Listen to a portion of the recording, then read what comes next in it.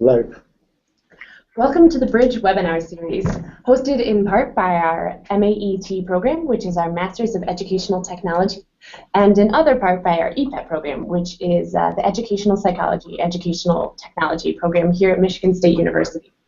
My name is Sarah Keenan. I am a second-year doctoral student in the EPET program, and I will be moderating today's conversation with help from Spencer Greenhall and Rohit Mehta, who are both third-year doctoral students in the EPET program.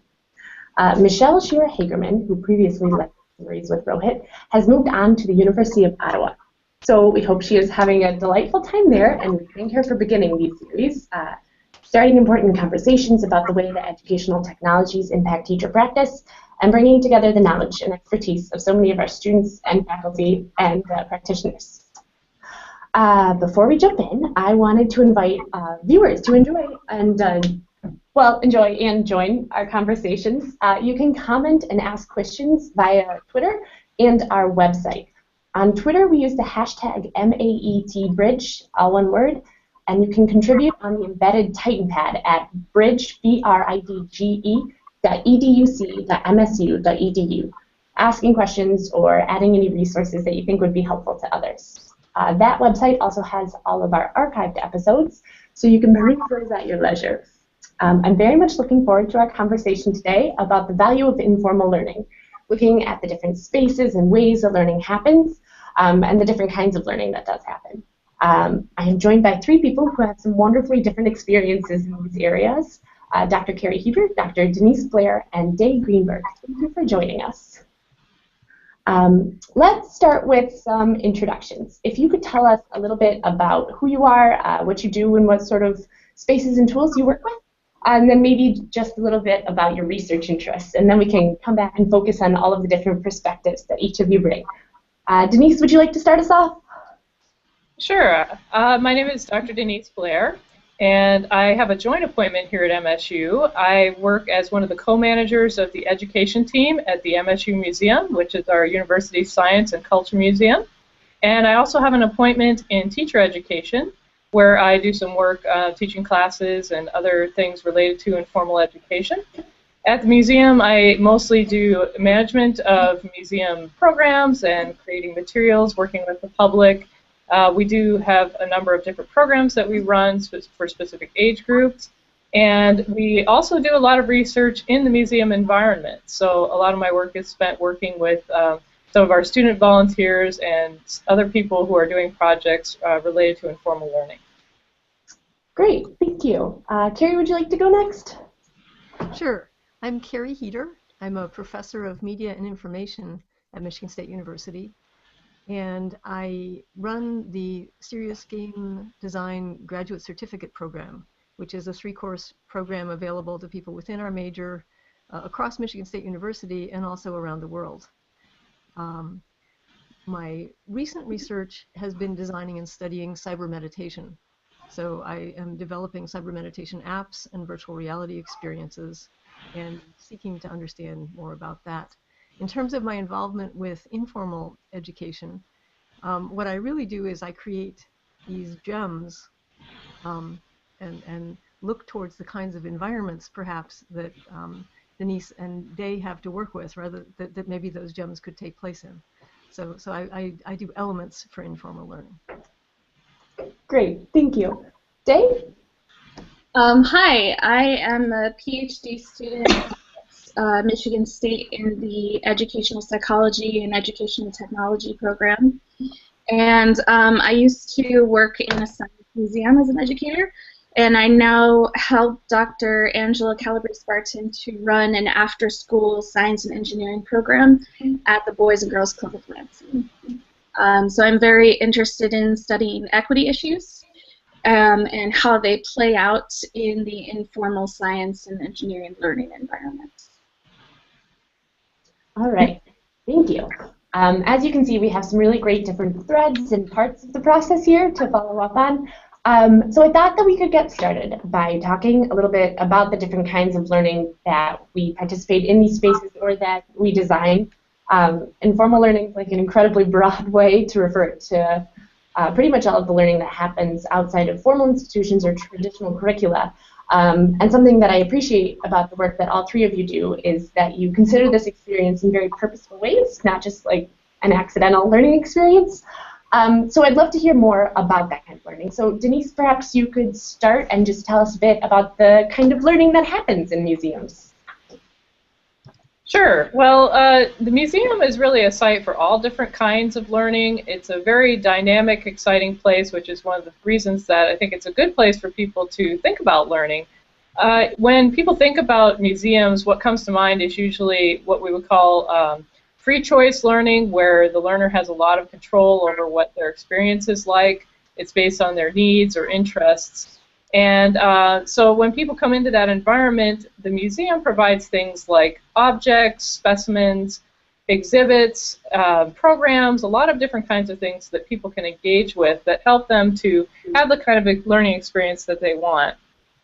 So there are a lot of different types of things that they can do in museums, and a lot of that depends on the learner. So that free choice term is, I think, a really good one.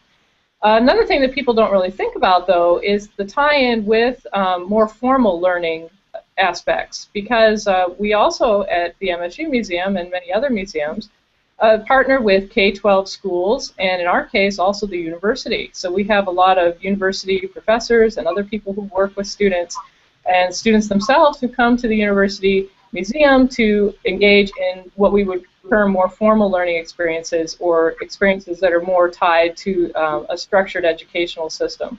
So we really have a little bit of both. So I think one of the important things is for people to realize that there's a lot of different kinds of learning happening in a museum, and there are a lot of possibilities. Great, yeah. Day, so I know I work with Day on a couple of projects, and I know that she works in an after-school setting, in an after-school club. So do you want to tell us a bit about that and how that does or does not tie into some of the free choice learning and the sort of learning that happens at Get City? Yeah, so it's an interesting juxtaposition, I would say, physically, in terms of the physical space. It's at a community organization that's next door to a school, and that buses children to the location after school. So kind of a Boys and Girls Club van picks up students from school and brings them to this space. So I get to hang out with kids 2 or 3 days a week after school, and there's a lot of conversations about what happened that day in school that either lead into work or just happen during the course of doing work in this after-school environment. So I'm very fortunate to be able to see kind of not only transitions in work, but also how work is able to be situated in an informal space and within the larger context of their formal education. So they do prototype work, and it's I would say community-oriented and equity-oriented science and engineering learning, where youth are empowered to define community problems and design engineering solutions to those problems with green energy. So they use community ethnography as a tool to collect data, and then they use science and engineering knowledge and practices to respond to that data that they collect. Nice. And so do you see, how do you see that informal setting sort of being different than, I'm just curious, how does that setting fit in? I think that they see it as a space of more ownership over their knowledge and practices. They see it as their space, is their club, where I am not the power holder. I am the facilitator of resources and social networks and knowledge and opportunities to use tools and other things. So it's their space, it's their time, which unfortunately a lot of the time they describe as completely opposite and antithetical to how they view school as an environment. So there's some interesting things that happen there. Yeah.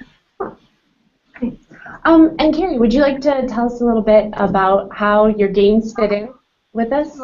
Sure. So games can really be kind of about any topic and played in many different places. One of my most recent serious games that I created was DNA Roulette, that I collaborated with the Science Museum of Technology and Innovation on. And they have it as a permanent online exhibit in their Understanding Genetics website. So there's no space, but there is a channel surrounded by other DNA-related activities and information. My students work on all sorts of different games. Some examples: Mother of Invention, about how Stone Age people innovated to survive in the world. How students can learn to recognize and express emotions physically, to notice how that's done. Minerals of Canada, art safety procedures. So we can be anywhere as far as the content that the games are about. And these are experiences looking for a venue and an audience, sometimes designed for a specific venue and audience. Nice. Denise, I know we spoke about this a little bit before the webinar started, but I think this would be a great place to talk about the museum game that you were developing with Robbie. Oh, right, yes. I had the opportunity to work with Dr. Robbie Raytan and his students here at MSU, and he was teaching a seminar in which the students were supposed to be helping with research. So we had been working on a project together about developing a game called Hungry Birds and with a company called Digital Glass. And it's available in iTunes, I believe. It's a free app, but it teaches principles of natural selection. So we were interested in looking at how the players identified or did not identify with the different avatars in the game based on characteristics of gender. So Robbie and I are both interested in some things related to gender, and so it was a good tie-in for us both to work on this together. So we worked on developing the game, which was a really fun experience. I had never had a chance to do that before. And then we installed the game in one of our exhibits at the museum, and then ran a research project where our visitors could participate in the study and play the game and then get feedback from them on their experience. So it was a really, really nice thing, I think, for the museum and for us doing the research. Nice. So thinking about that game development aspect of it, I was wondering, Carrie, could you tell us a little bit about sort of what you're going for when you develop a game, or some of the challenges associated with that, and trying to understand what match that with what you want the students to learn? So I'm going to answer actually a slightly different question that is related much more to informal science or informal learning in games. And this is the lesson that we and I have to learn over and over again. And that is, you can make the best gem of a learning game or a marvelous experience in the world. And if you're lucky enough to get anyone to play it, by the way, 99.9% of apps on the iTunes Store don't make money and don't get used, right? And so just existing is not enough. Mm-hmm. And even being played, you can play a fantastic learning game and not learn anything. And this is daunting and important and relates to exactly what we're talking about here. So now I get to bring up my graphic. Hold on. Oh, yeah. So this is what we talk about, in addition to how you actually design the gem of the experience, is the container that the experience is in makes all the difference in the world in the experience that learners have when they're doing the game. And so we talk about the container, the context.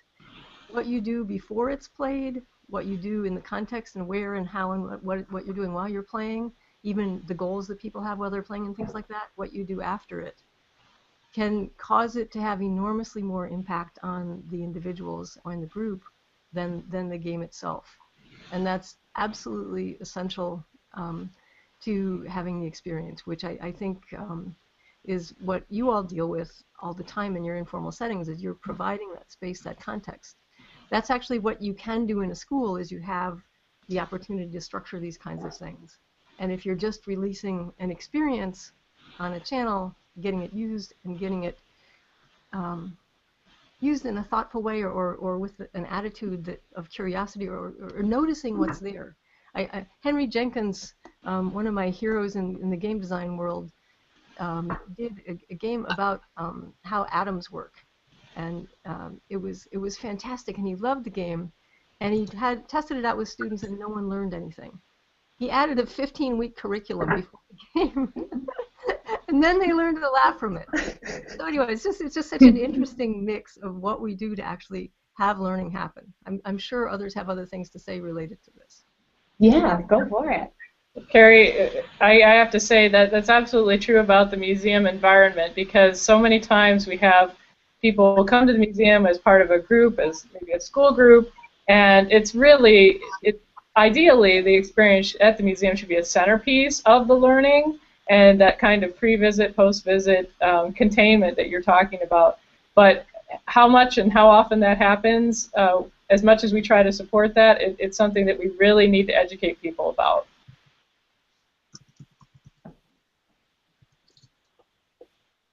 And how do you do it? What kinds of strategies do you use to enhance the learning of the marvelous museum exhibits and experiences that you create? Well, we really do encourage when people are arranging a trip with us. I'll just make an example. Say a fourth grade teacher wants to come to the museum, and she decides that the experience is supposed to be about students learning more about evolution, for example. The ideal thing would be for that teacher to contact the museum education team in advance, talk about what types of goals she has for her students, and then what the experience is supposed to be like, because there are a lot of different models of museum visits, and I don't think sometimes people realize the breadth of possibility that you can come at what I would call a traditional field trip, where people just come and they experience all the exhibits and then they go out. But you can also have an example where students come in and the museum is more of a learning lab, where they're coming in doing inquiry-based learning that is based on questions that the students perhaps themselves have developed with their teacher, and they're coming to the museum environment to investigate and find answers to these questions. So they're coming in with a mission, and that's very different than just coming in and saying, go enjoy. Not that there's anything wrong with that. There is a place for that. But if we're talking about contextualizing the museum exhibit or the museum experience in terms of that pre-visit, visit, and then post-visit model, then you could say, all right, when we go back to the classroom, that teacher says, what did we learn from the museum? How do we answer our questions now? What kind of evidence did we find? And so that then becomes a very different type of experience. And it's something then that the teachers and the students could continue to build on. And we would hope that teachers would have a continuing relationship with us, where if they need more information, we can have a video conference with their students, or we can provide more resources. So I think really just looking at the museum visit as a centerpiece and an ongoing engagement experience with the museum. I remember a kind of a lighthearted example. One of my master's students created a game for her MA project called Action for Activists.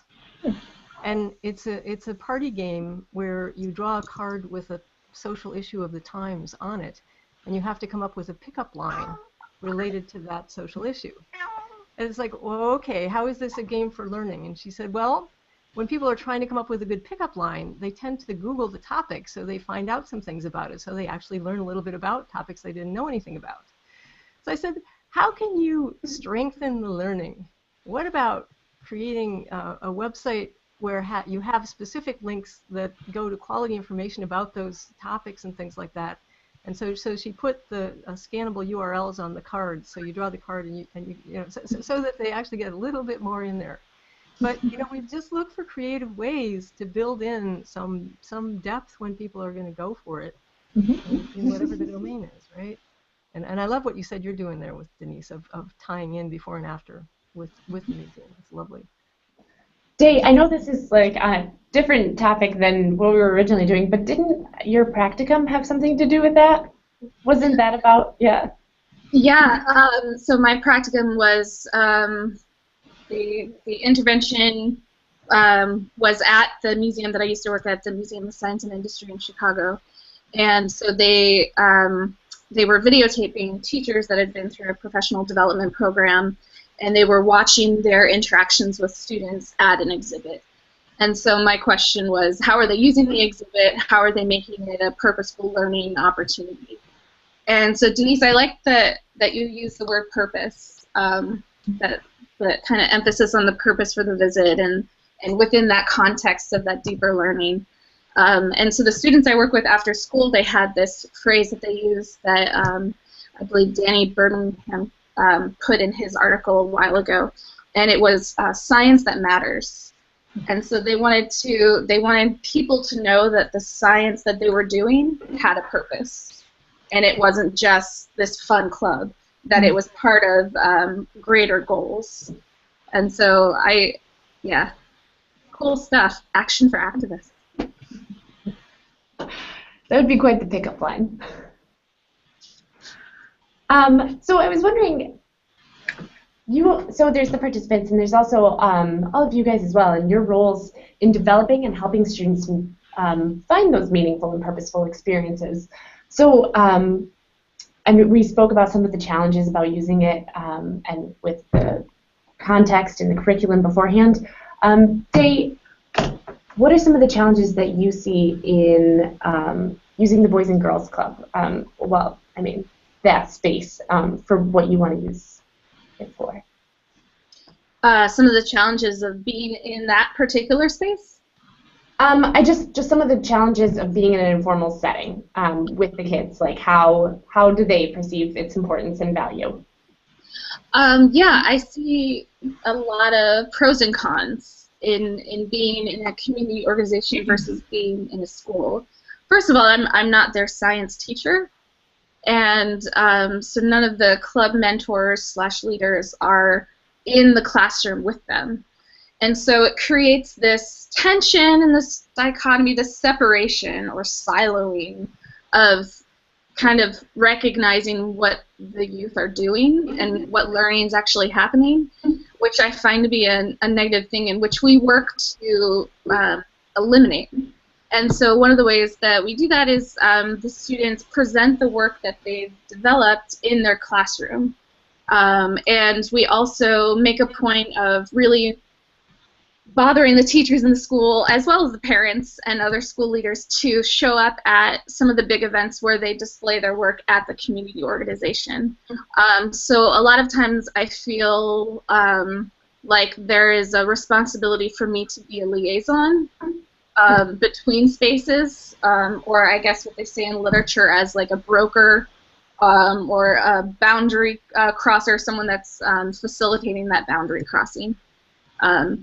And yeah, I think that there's a lot of benefit to being in a separate space, but that there is a definite need to connect it back to the spaces where they can really have an expanded benefit for recognition. And Denise, do you see the same sort of thing? Like, are you able to take? I know in Chicago, the Field Museum had this program where they had certain replicas of items on loan. So there's Sue, the big Tyrannosaurus Rex. I know that you could borrow a replica of her skull and bring it into your classroom and those sorts of things. Do you is there different ways that you can help find that you need to sort of bridge that gap as well? Yes, I really like the phrase that Day used about the boundary crossing, because I never thought about it that way, but it really is true. Because we are in a separate space, and it does feel like when you come in that museum door, it is a different expectation for the learning. Another thing that I think affects people's experiences is the novelty of the environment, especially with young learners. So they're coming in, and it's all very exciting, very new. So that's why a lot of museum educators are advocating multiple experiences with the museum, so that you mitigate that novelty factor, and that students can concentrate more on the learning experiences that they're there to get. But as far as bridging the space and connecting with people, we are doing a lot with developing outreach kits that teachers can borrow, like you talked about with the Chicago Museum. We do have ones available on different topics, and we're developing some different ones. Carrie might like this one. One is called Growing Up Digital, which builds on our Growing Up Digital in Michigan and Morocco exhibit that we did last year. With some middle schoolers, and so that will, all the objects that were in the exhibit will become a hands-on kit that teachers can then borrow from us and use to create experiences in the classroom. But then again, it's about creating that relationship, going back and forth, and that's how you can maintain that. And I would say either physically, if possible, but we all know about the realities of busing and funding and that sort of thing when it comes to physical field trips. So digitally, connecting with us through digital means, whether that means chatting with us or emailing with us, or we have online collections at the MSU Museum. A lot of teachers in the K-12, a lot of teachers at the university don't realize we have a wide variety of things that are available. So really those boundaries kind of go away when you think about the fact that you can access the MSU Museum 24 hours a day. What a perfect museum. Yes. Carrie, I thought you'd be a really great person to talk to as well about this sort of, well, 24-hour nature of not really needing to be in the same space. Could you tell us a little bit about your more recent work as well in the virtual reality environments?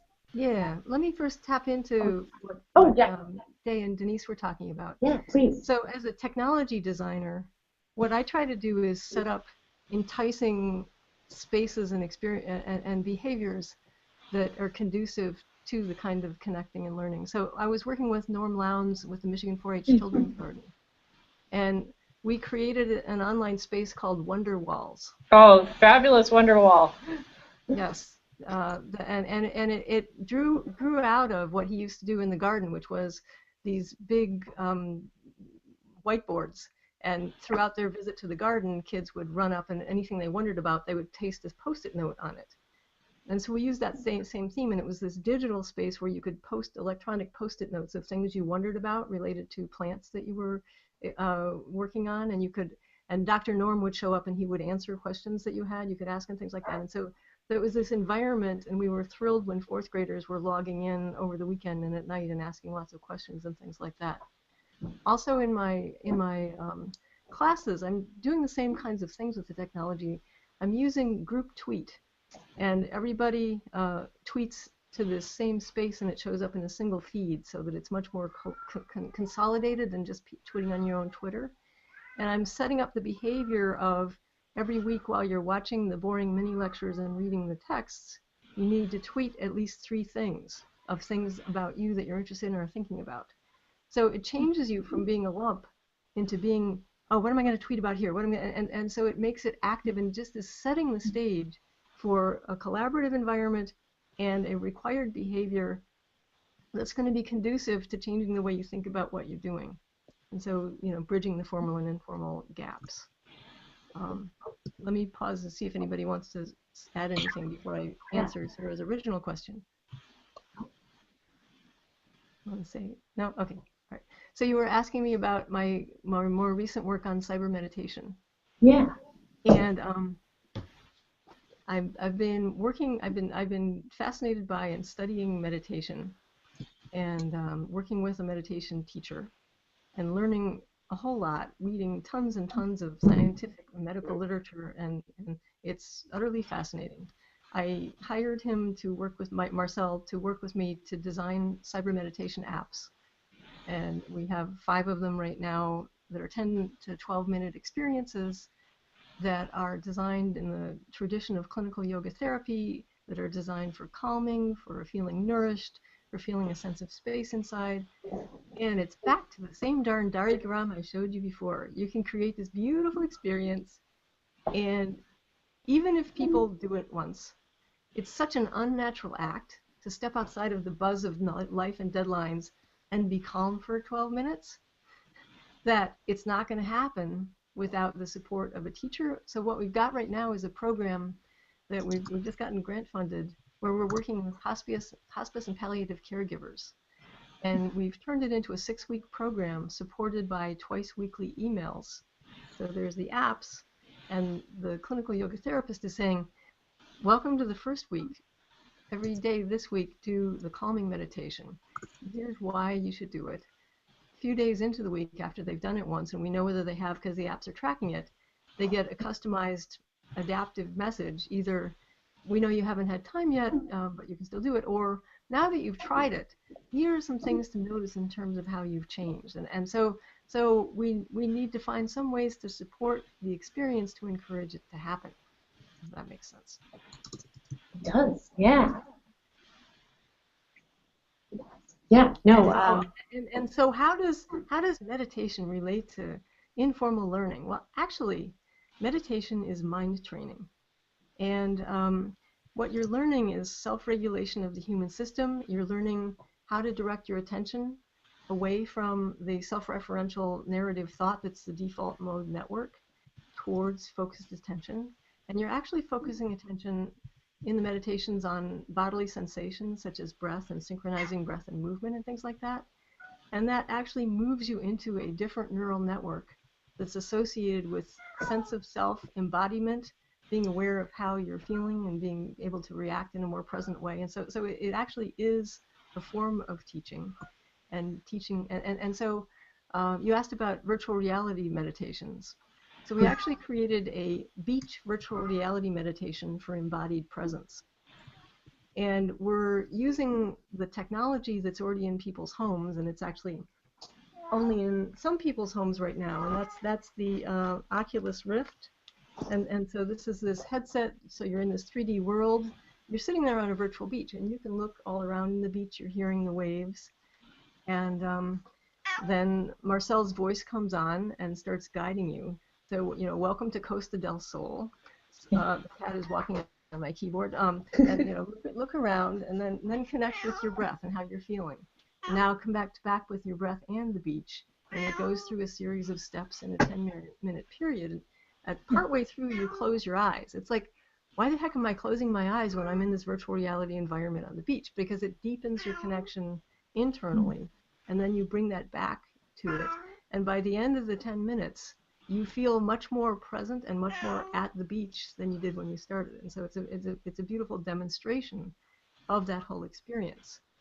And this is reaching people who have the VR system at home already. That's not common yet, and yet the company has had 20,000 downloads of the system so far, right? But when it goes out for sale, it will become a much more common gaming environment. And suddenly they've got the device, and here's something very different to do with it than play games. Anyway, so taking advantage of the channel with content. Yeah. Wow. No, that is really great. I will have to talk to John Bell about maybe getting one of those here. I think that our grad students could get one. That makes me really want to get an Oculus Rift. if I can jump in here. Oh, yeah. So this made me think of this new have you heard about Google Cardboard? So what it is, it's a new idea of bringing in virtual reality and augmented reality on your phone. So you download an app called Cardboard, and you can get the actual piece of cardboard for like $10, and you make a 3D goggle for yourself, like an Oculus Rift. You put your phone in, and it gives you that virtual reality view through your phone. So it's like from out of what you already have and paying extra $15, you create your own virtual reality. And the first app that I saw on Google Cardboard was a museum. Like I could tour a museum, I could tap on it, go to Mars, and see what Mars actually looks like from ground zero. And so it makes me think of how accessible people are trying to make it. Carrie mentioned that even though Oculus Rift is a little expensive, people are still trying to get that in their daily lives, right? Make that a part of the learning experience. And that's what I think Google Cardboard is also trying to make it more accessible and make it within the reach of kids, right? So that's really interesting. Right, and the beauty is that the same software can drive the Cardboard and the Oculus Rift and the less expensive one that's coming out soon. I forget what it is, VR something on the Samsung tablets. So my experiences don't run on the Cardboard right now, but they will run on the less expensive ones. And yeah, so it's definitely coming. It will become an environment we can all design in and experience more accessibly and at much lesser cost. That's awesome.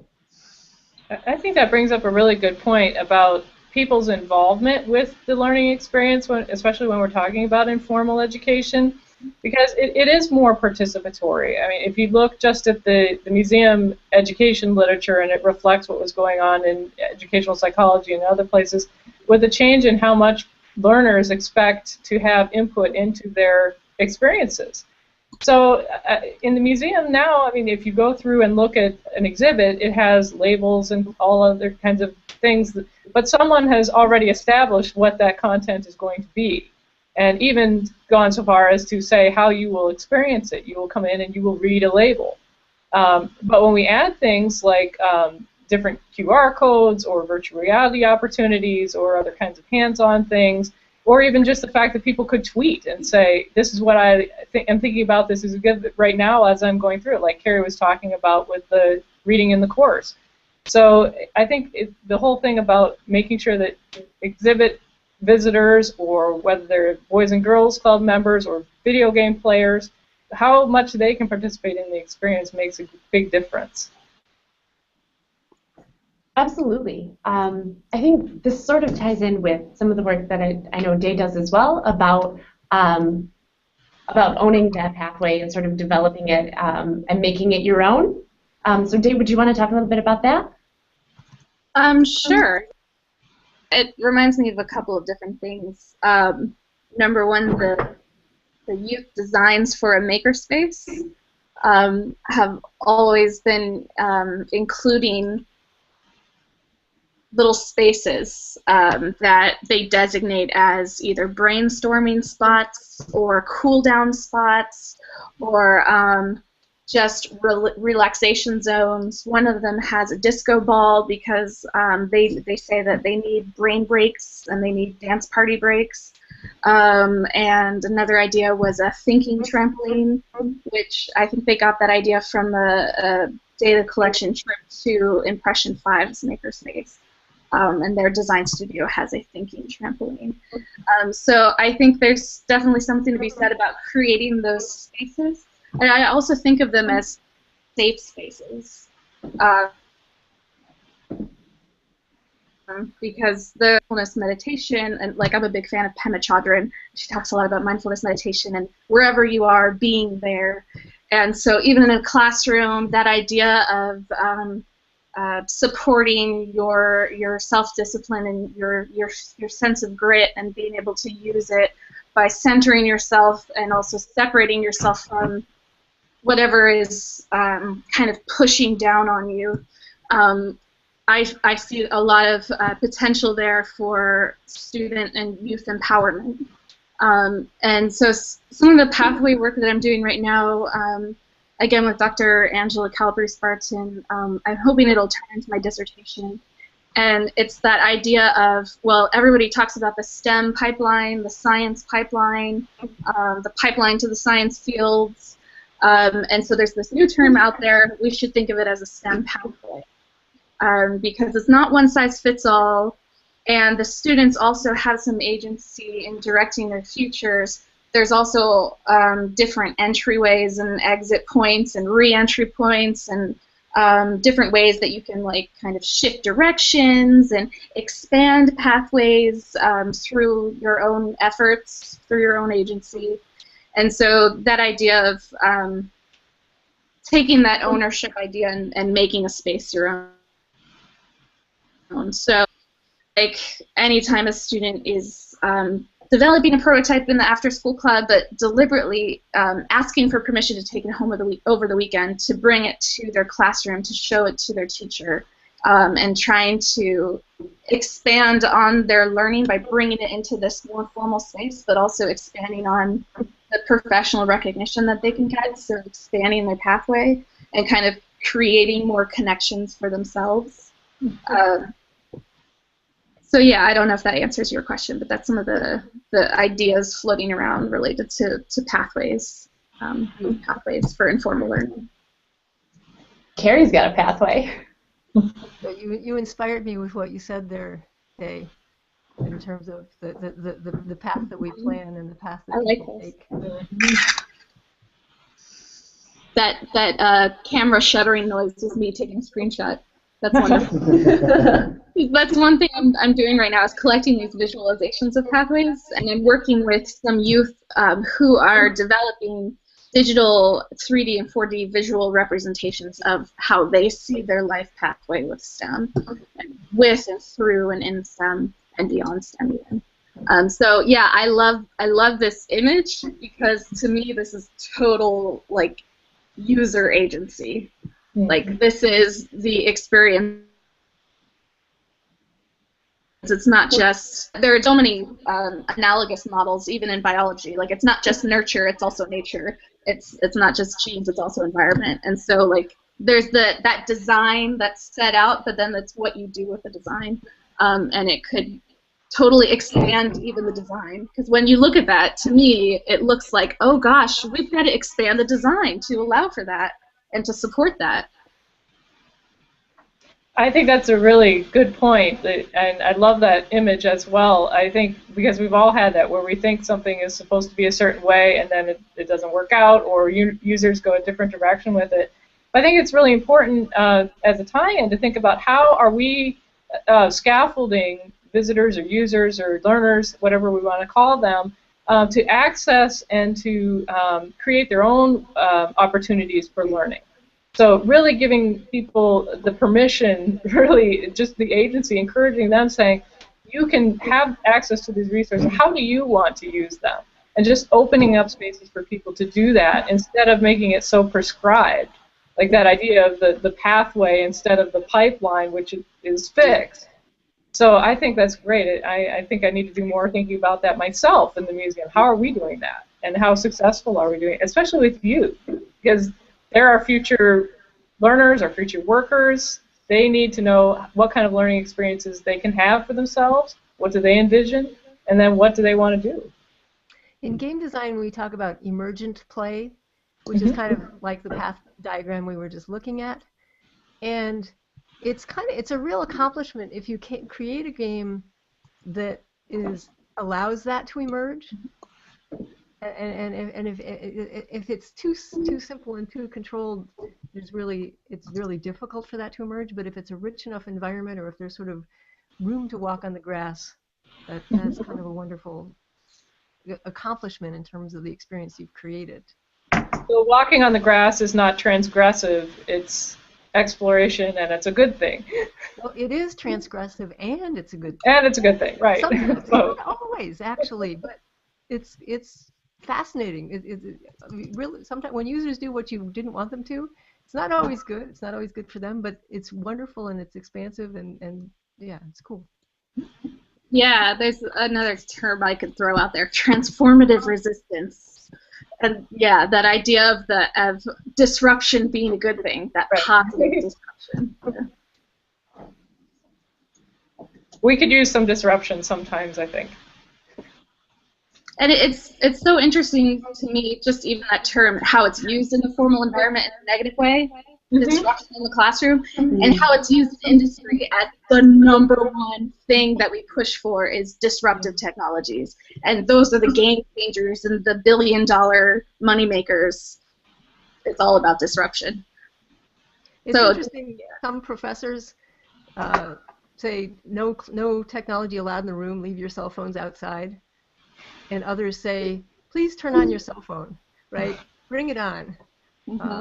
Open the channels to the world and whatever else you're going to do. All right. Yeah, I think that's an important point. That's a big one in classrooms, just like allowing for that disruptive creation, like allowing space for that and what that means. But I think that highlights something really important between what we were talking about, building bridges between informal and formal education environments. If a teacher can't get through the material that he needs to because the conversation has gone on to another pathway, that would be a great thing, but in other ways it's a challenge for teachers. What do you do? So when we say we want to invite informal learning methods and pedagogies, there's a trade-off, and some allowances have to be made somewhere. So how do we make that happen?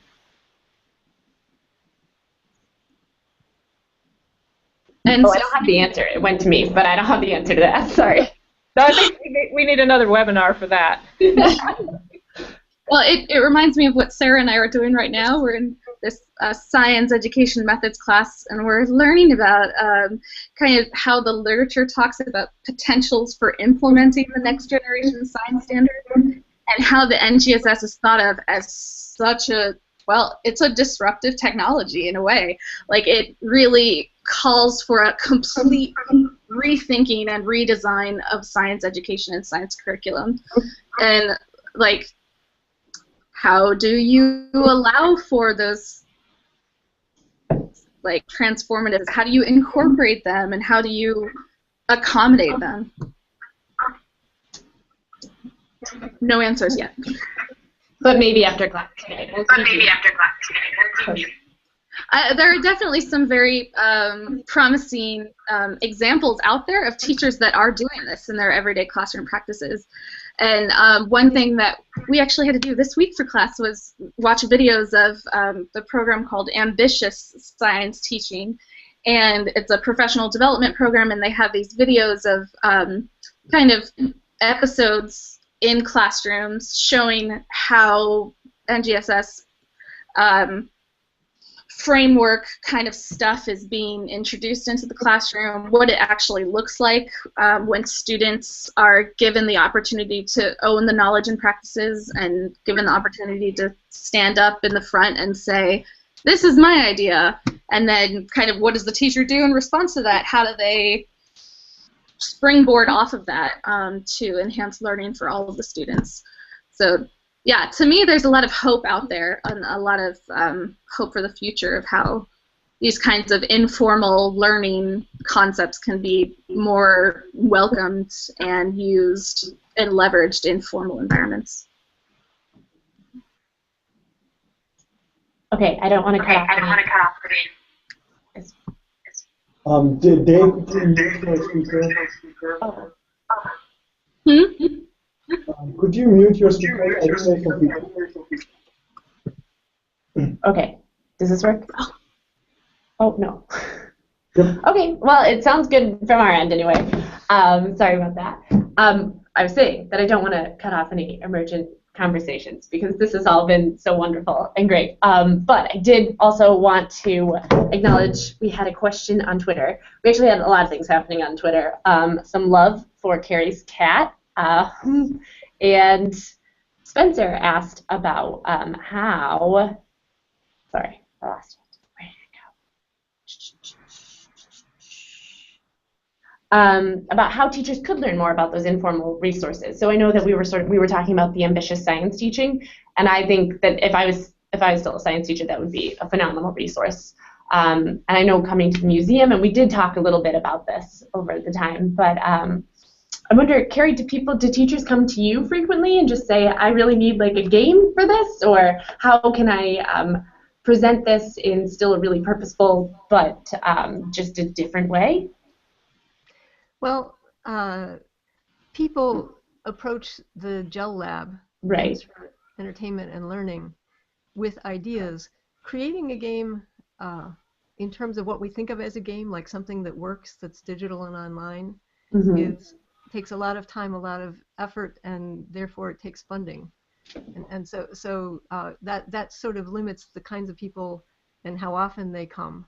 On the other hand, in the serious games classes, in serious game foundations of serious games, students create a cardboard or let's say a card or a board game over the course of the semester. That most of them actually wind up using it in the context they made it for after the class is done, and so those kinds of games are much easier to create. So we talk about how you think about doing it and enabling them to do it themselves and things like that. So personally, I like games where I have to spend about 2 years working on it, learning about it deeply, and usually by about version 61, I'm kind of happy with it. Right, so I prefer the long, slow, deeply iterative one, but it's definitely possible to do a couple of iterations, especially when you're not trying to make it digital.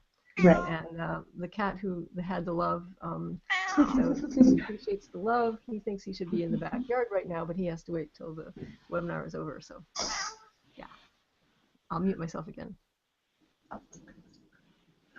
Dave, Denise, any ideas for resources?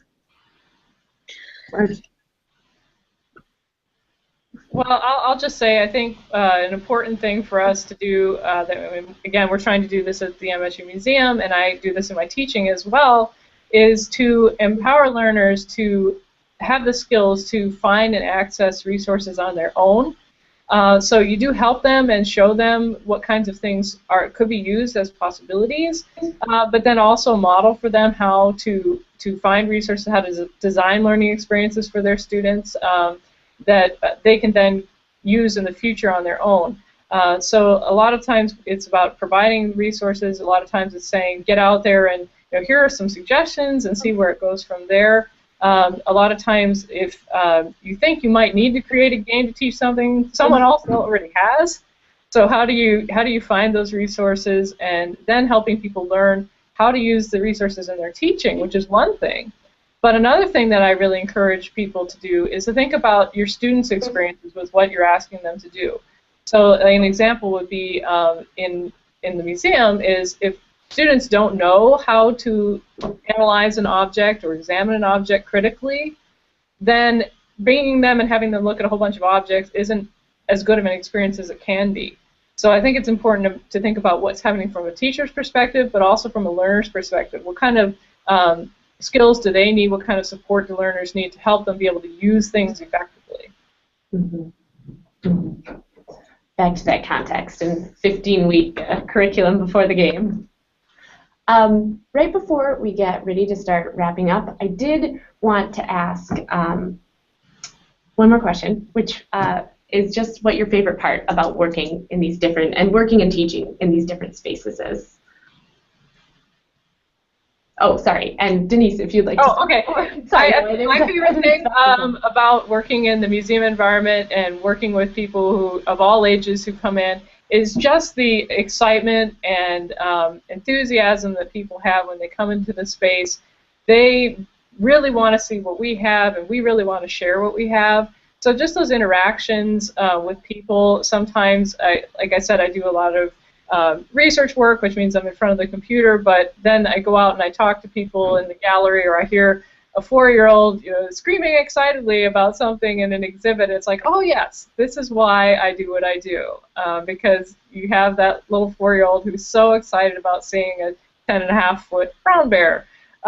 So I think just those interactions and then communicating with people, like what are they learning, how's their visit going. I think just making that connection with people is one of the most exciting things about my job. Nice. Dave?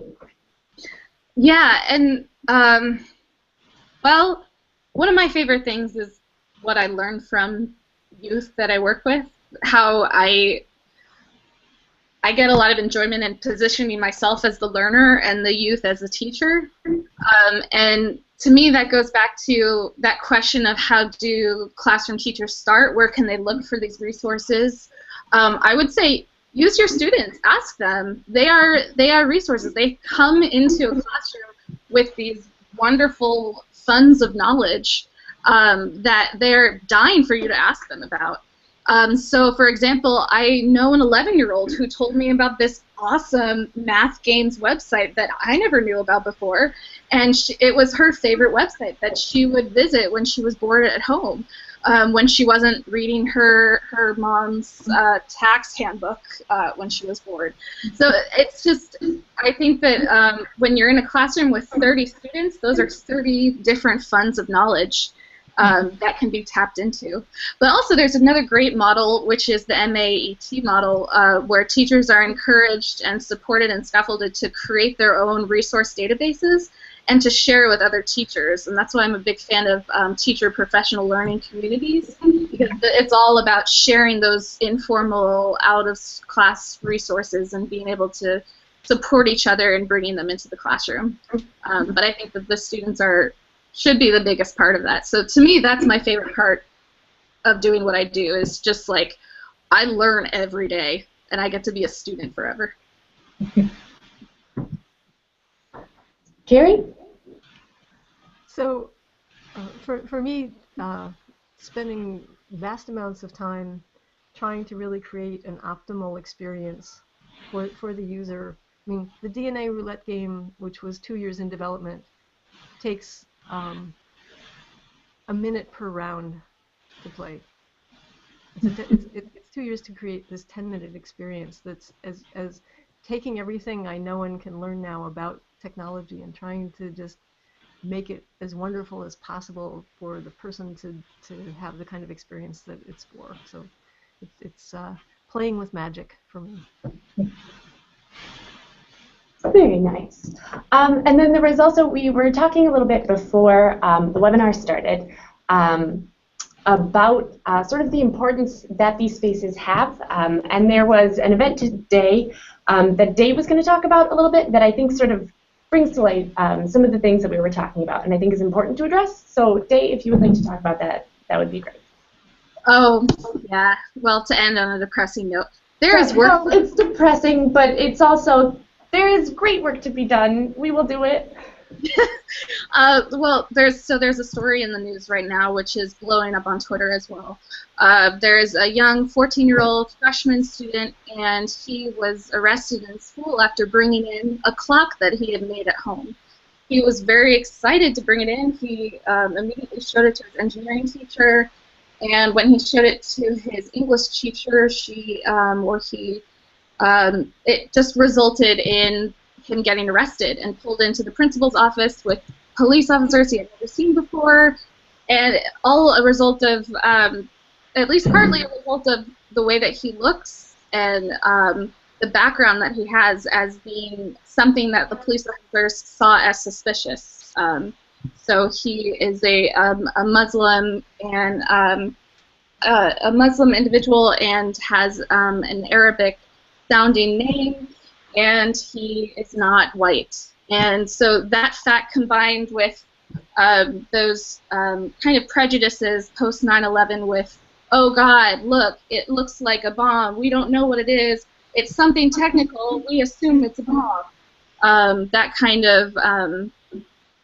kind of instinct towards paranoia that's running rampant, in my opinion. But so this, to me, was an example of there's this wonderful growth and identity development and learning and practice and skill building that's happening outside of the classroom. And when this youth is trying to bring it into the formal environment and trying to leverage it for recognition that he so deserves for this work, is just shot down, and not only shot down, but marginalized and criminalized for his efforts for just getting recognition for learning, which is the whole point of school.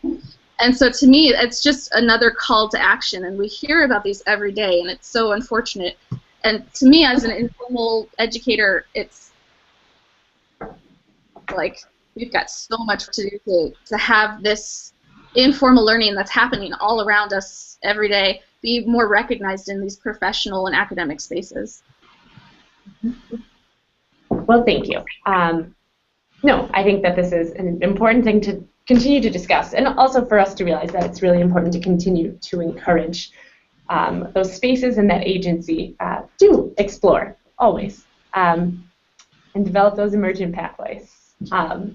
So, yeah, this was my first webinar, and you guys were all really great. Thank you, Sarah. It was very good. Yes, thank you, Sarah. It was very, very fun talking with you all. So thank you for this, and I hope that you all have a very nice rest of the Wednesday. And thank you for everybody who is watching as well, or will watch later. Thank you. Thank you. Thanks. Bye.